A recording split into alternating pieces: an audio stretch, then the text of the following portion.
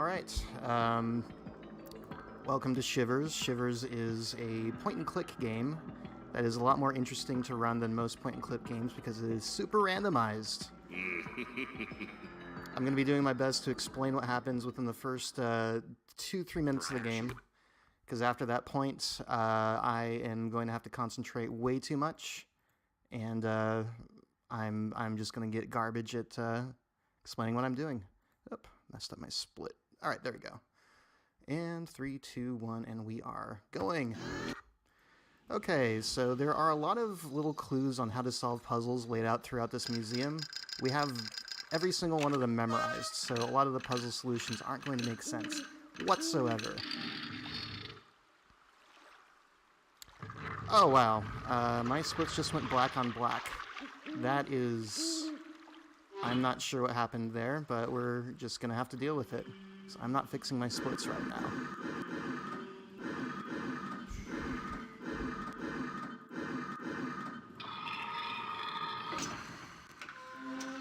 Alright, so we are entering this museum where we are going to need to capture 10 elemental spirits.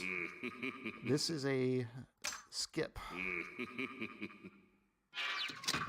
that skips over a fairly lengthy cutscene with the lights in this tunnel turning on. However, it also disables the music.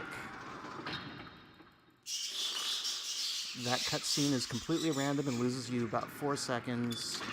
There's nothing you can do about it. You just lose time there. You have exactly one inventory spot in this game. In order to capture the evil spirits, you have to put together the corresponding 2 pieces of these ceramic pots that are scattered throughout the museum. Their locations are randomized. I know where 3 out of 20 of these things are in the game. I'm just going to have to experiment and hope that I put together matches very quickly so that I can capture these spirits and do not have to memorize the locations of 8 pots at a time. However, it's all RNG. I have no control over how good or bad this seed will turn out to be.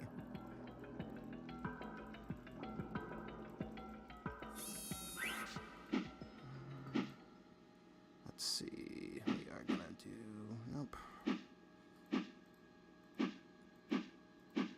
Some of these puzzles do not want you to do well. So we are gonna do this. Put that one there, and we win.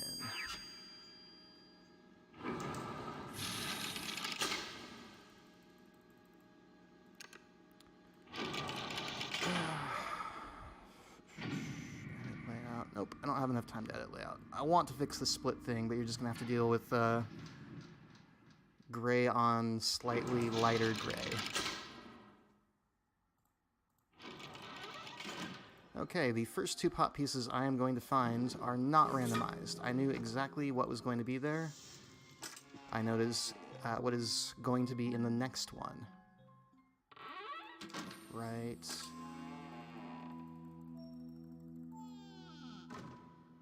Just you wait until I start getting the marble puzzles. That's when I really start enjoying how obvious the work that I put into this game is. I'm not gonna lie, it takes a lot of work to memorize all the solutions and get fast about you have stepped into solving the world them. Of amazing plants. And it's really gonna show when I start getting into the meat of the puzzles. Here is going to be our first capture in the game. This guy is guaranteed, if you do not stray too far from the path of the speedrun, to always be there after you collect these 2 pieces and form the completed pots. We have 1 out of 10 of these spirits captured. This is totally memorized. There is a piece of paper behind me that basically allows you to solve that puzzle. Without it, you have no idea what I'm just doing. I am basically, because I only get 1 inventory spot, after I check things, I have to quickly remember where they all are and be able to quickly recall when I find their matches, where I left them. It's pretty terrible. There's also a lot of strategy in where I leave things, which I couldn't possibly explain in the time that I have for this speedrun.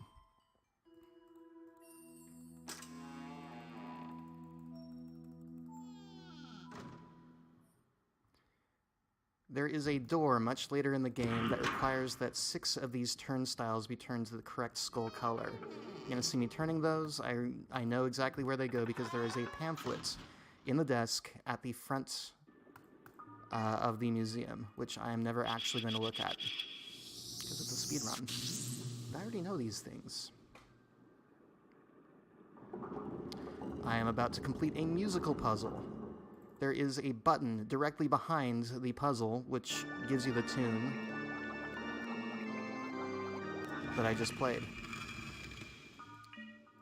I already have my first randomized match of the game. This is exceptional luck. I've only uncovered 4 different randomized pieces, and this is the worst spirit to capture in the game. He does not like to spawn. He spawned first try. This is a good run. This is a very good run from what we've seen so far. I'm stoked. Alright, capturing one of these spirits while we're still downstairs allows us to explore... Well, you can go this place anytime. I just really like waiting until my inventory is empty because there is a really, really long run-up to one of the pot pieces, and having an empty inventory means that I don't have to run up there again. I can just capture... Sometimes you have to reload puzzles until you get good luck. Alright, that's good. We are going to shift those down there. We are going to start moving these pieces around so that they're easy to work with. This solution is on a corpse that I didn't even look at in the entryway to the museum. Goes 2, 3, and 1. This eye goes here, this eye goes here, this candle goes here, and we solved it. Oh, I didn't... You can't see my mini splits, but I skipped a split, which is something I do. Just ask anybody from the community.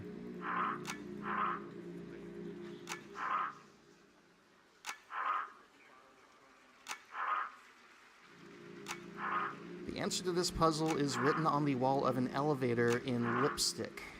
We are never going in that elevator. This is the name of the professor's son, who he has not seen in over a decade. There's a lot of story behind this game. Okay, I only have to remember the locations of 2 pot pieces right now, which makes me happy, because things fall apart when I have to remember more than that. That puzzle is solved. We now see this guy. That is another downstairs pot. We are happy about that. That will open up another pot location much later in the game. Well, actually, it could be within the next 2-3 minutes, depending on how things line up. Movement in this game is super fun. Once you've kind of learned where all the hot spots are for the screen transitions, it feels really good moving around in this game. Like I couldn't even tell you.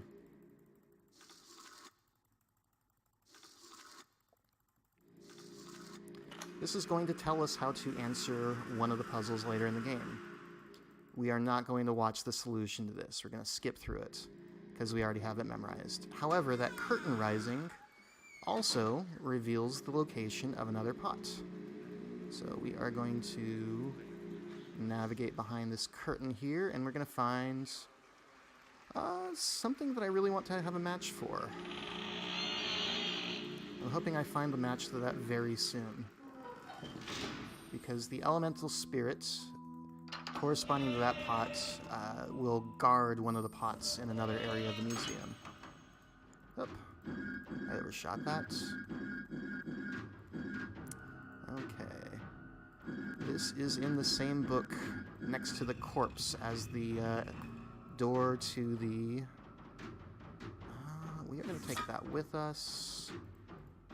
And we are going to go into a secret passage that allows you to skip one of the puzzles in the game. So only one runner in the community who ever does that puzzle in a speedrun. Shoutouts to Steven. Steven, if you're watching, we love you, but we do laugh at you.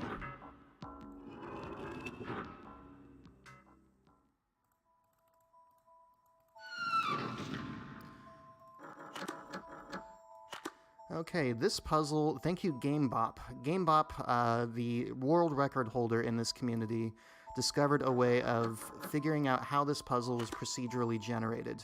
You can then know immediately where the next piece is going to be by simply counting the number of spaces and saying, all right, the next piece is here. The next piece,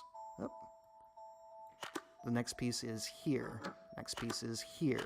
It's a lot easier to solve now that GameBop's done the hard work of basically breaking open how all these puzzles are randomized. They don't seem nearly as randomized when you know how it's done. Okay, that is sand. We are going to be able to put together another pot when we are ready to go downstairs. However, if we find tar, that is going to be a lower priority. That is wood. We don't care about wood yet.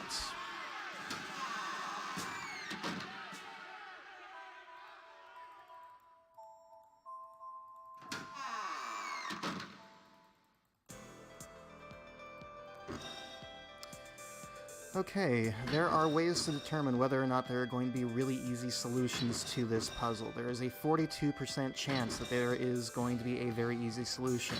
We are already way behind on odds for this being a nice, clean solution.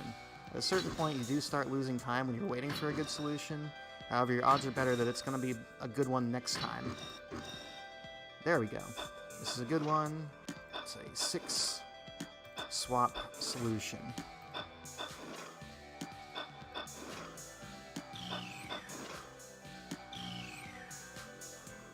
Probably still faster than trying to remember where everything is located. Okay, that is a very good match. The pot that I have right here is going to capture a spirit that is guarding another pot piece.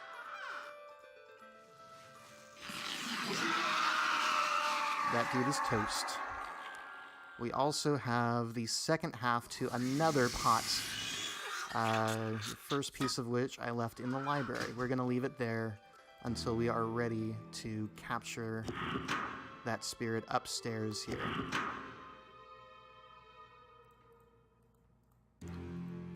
Okay, and you couldn't see it, but I forgot to split. That is the lightning base. It's pretty unexciting.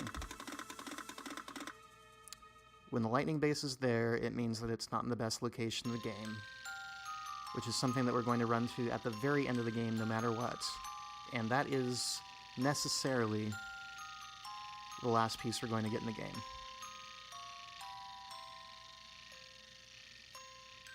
We're hoping for tar. We get tar. Okay, we're happy about this. We are immediately heading back to the theater where we left the other half of this pot. And we're already mostly forming the routing that we're going to be doing for this run. The most interesting part of this game is that because you only have one inventory spot, you have to route on the fly. There is no set way to route this game. You have to react and decide which puzzles you're doing next based off of which pieces you've already found, which pieces you're hoping to get, and I don't know, how you feel in the moment. This is going to be the last time we go to the theater in the game, which is great because it is a gigantic pain in the ass getting to that door. It is very easy to misclick and find yourself staring at a display case. Okay.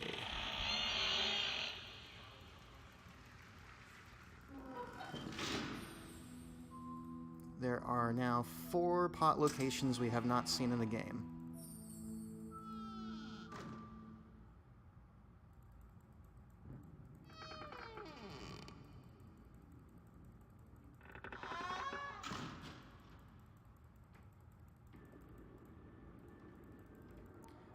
Here is the puzzle that the theater movie told us how to solve. That does not change from game to game, so we do not watch that movie. Thank you for the heads up that I missed the werewolf dial. It is something very easy to forget about. I will take care of it. I am actually watching chat, so thanks for chatting, guys. I will make an exception to my no hints rule just for tonight. Box percent. Thanks for you, Kraz.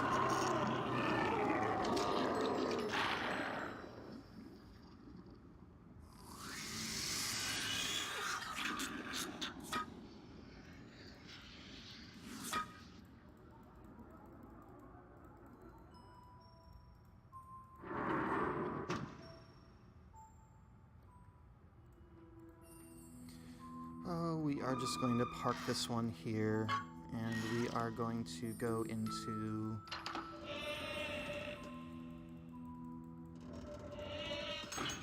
We'll check this to remind ourselves we left Crystal there. That's a good location for Crystal.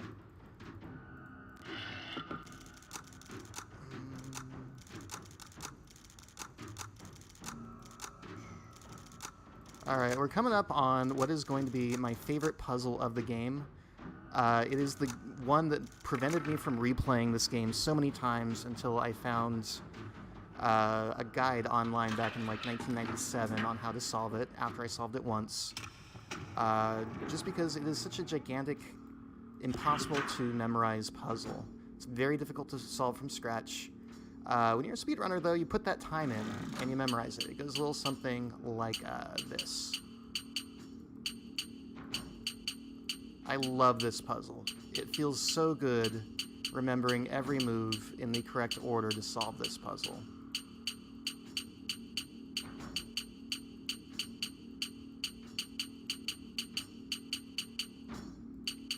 Booyah.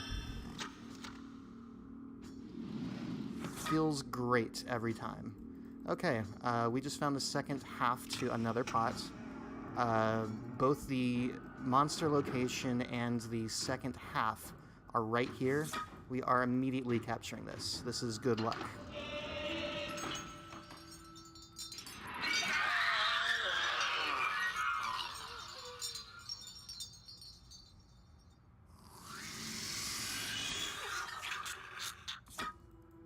Yep, that is a scene you very rarely see in this game, because I overclicked.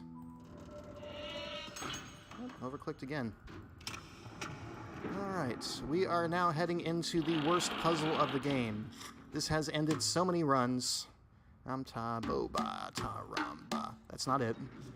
That one's easy. Takes less than, like, 30 seconds. Less than, like, 10 seconds, actually. I'm gonna be very, very honest about what I'm doing, just because I trust you guys. I know you won't let my secret out. I'm gonna cheat on this next puzzle.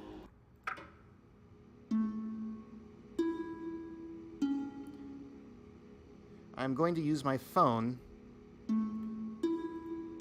to document the strings in this memory puzzle, because this has killed so many runs. 2, 6, 4, 7, and sometimes I sing because it helps me not screw up.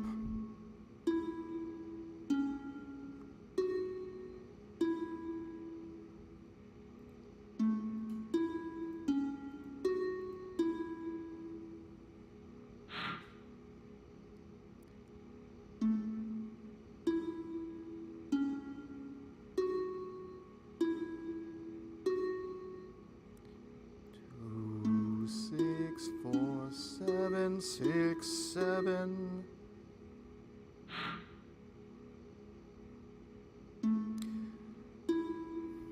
This is me cheating. Oh, you don't have my cam, never mind.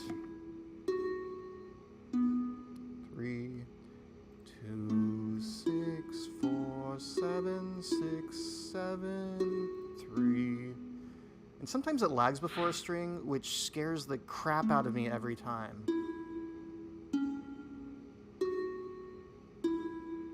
7, 3, 4, 2, 6, 4, 7, 6, 7, 3, 4.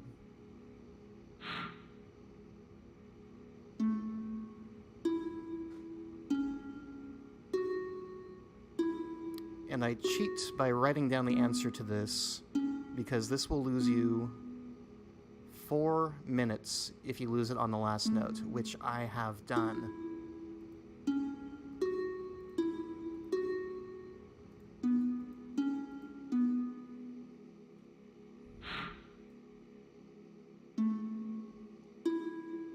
Yeah, this puzzle's garbage. It's why we've created a randomizer that allows you to skip this by shuffling the pot piece that would be here into another spot.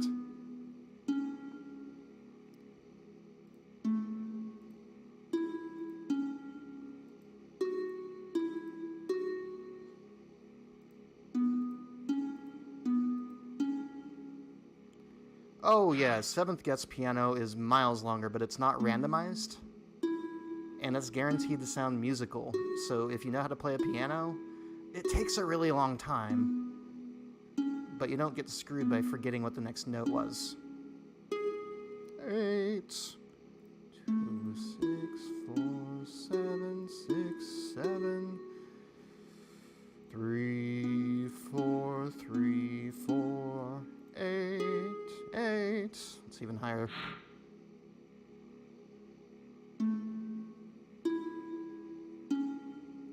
7, 6, 7, 3, 4, 3, 4, 8, 7.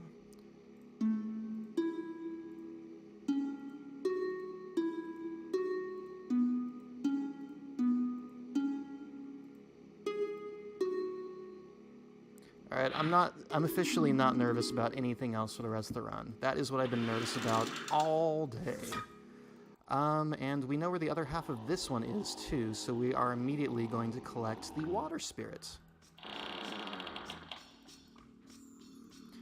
We also know that the wood pot and lid are right next to each other upstairs.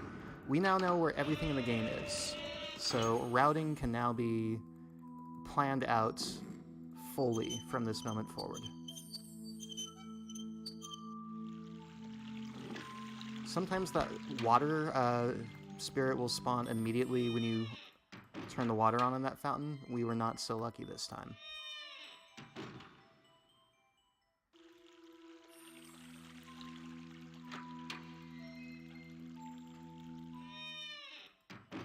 And we are going to get this spirit right here, because then we can carry one half of the wax spirit's vessel and take care of wax and wood on the same trip upstairs. Then we will bring sand downstairs. Oh shoot. Oh shoot. I didn't grab this. Alright. That's fine. See, this is why I don't do this much commentary when I'm doing a serious speedrun, because I forget things. It's okay, I used the right element.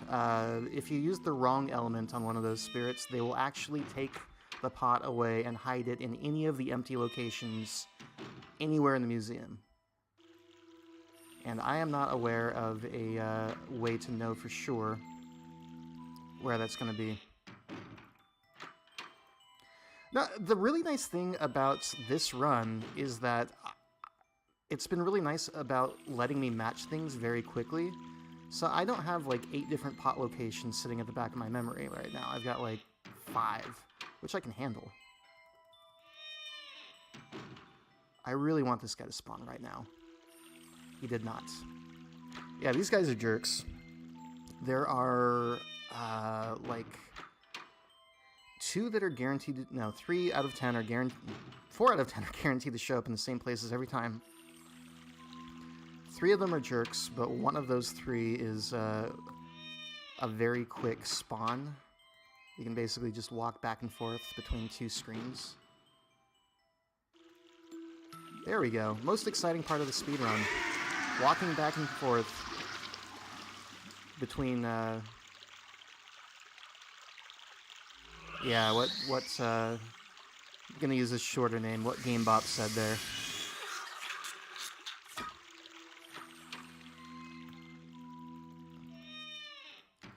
Alright. I know where the match to this is because we just saw it in the utility room upstairs. So we are going to rush upstairs.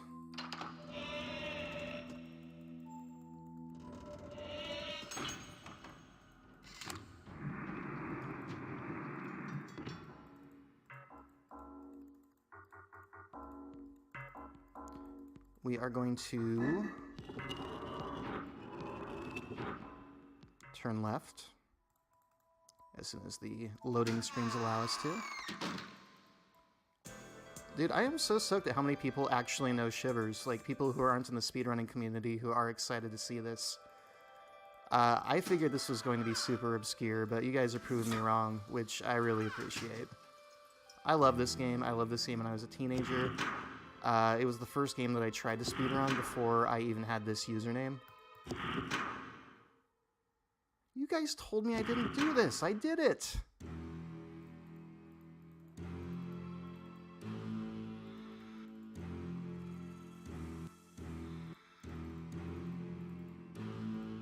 This is the second biggest jerk in the game. And he just spawned third try.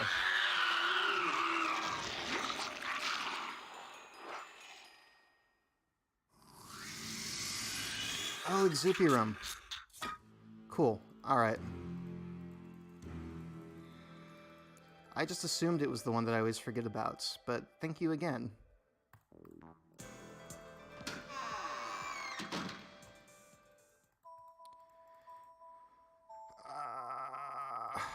Forgot something. This is decent RNG. This is about the RNG that I was hoping for in a marathon run. I forgot to pick up this guy.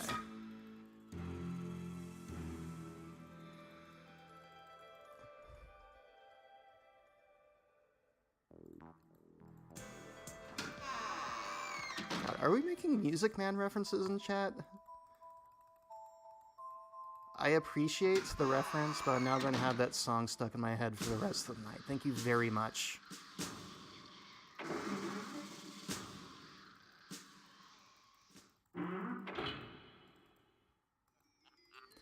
Okay, this is the second scariest puzzle in the game because it is also 100% randomized. It can either just fall right together. Oh, that's good. So we know a spider's here, and we're going to say there, and let's try that.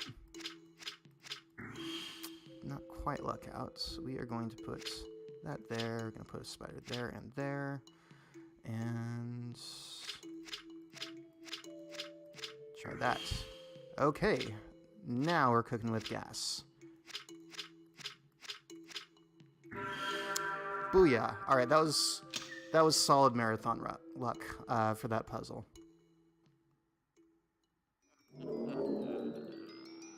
This is another one of those really damn impressive looking puzzles. It just takes a little bit of memorization, but it feels so good to have it memorized, because I had to work this out on pencil and paper way back in the day. Little teenager, IK, writing down the numbers of how many different slots it skipped marbles when you pushed this pillar, or this flipper. Yeah, okay. You guys are right, I forgot the Exupi dial.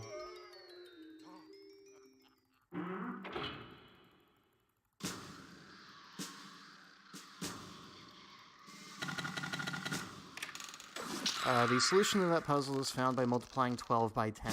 I'm not joking.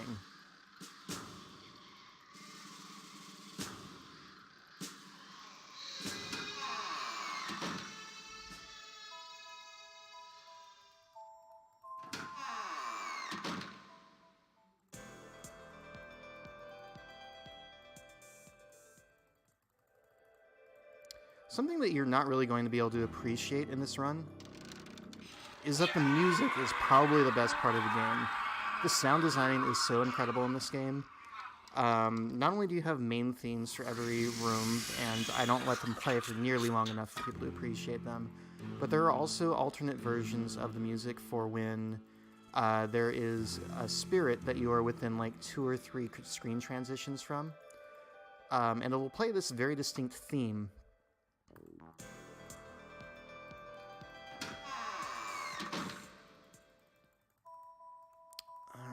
And I feel like the other half of sand is in Egypt?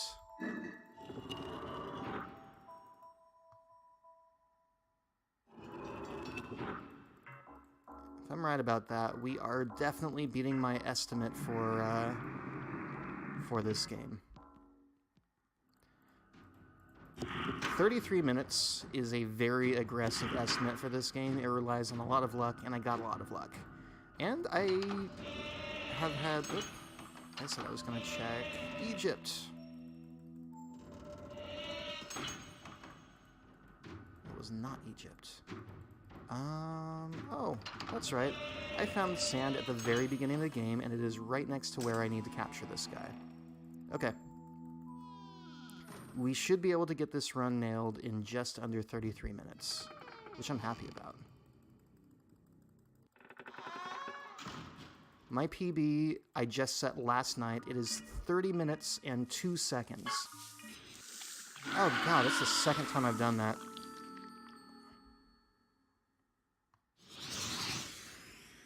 And Sand is being a bro and just camping out in the same location that I just accidentally did not capture him from. The piece that I needed was right next to him. I just got a little excited. It happens.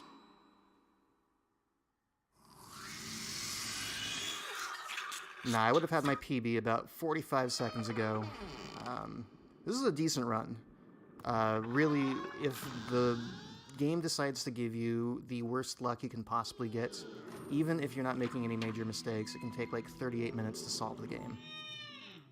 Now that we have 9 out of 10 Exupi caught, Exupi being the names for these spirits that we're capturing, there is an event that happens in here. The Lightning Exupi, or Electricity Exupi, is going to permanently spawn down here, and we're going to find the corpse of one of the 2 teenagers who disappeared here a decade ago.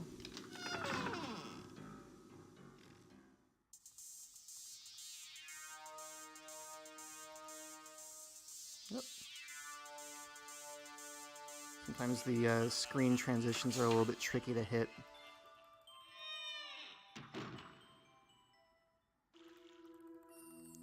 And now that I don't have to think about anything for the rest of the game, you're going to see me going full speed through the museum, sprinting for the finish line right here. Actually, yeah, this is going to be a little bit over 33 minutes. Because I screwed up and I tried to capture both water and sand with half a pot. What we're going to make sure that we don't do right now is forget about the thing in this room. There we go. If you do not do that, the door that I'm about to open up, or the trapdoor I'm about to open up, will be inactive, and I will not be able to get the last pot piece in the game.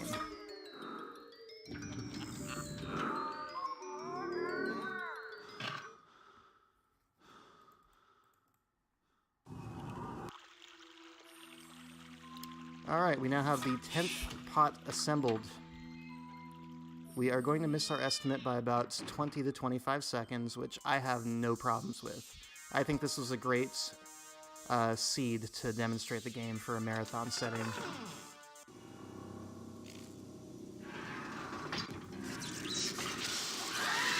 Time is when this dumb animation and the spirit gets into the pot and the pot hits the little row of pots at the bottom. And time. Oh, I missed one of my splits. Oh, I missed like 3 of my splits. But yeah, that was a 33-19. I'm really happy with that one. Alright, thanks for letting me showcase this game for Retrothon. Put a lot of work into this, so did everybody who runs this game. It's a difficult run, it's very rewarding, and I think it looks impressive when done well. Everybody have a good night, enjoy the rest of Retrothon.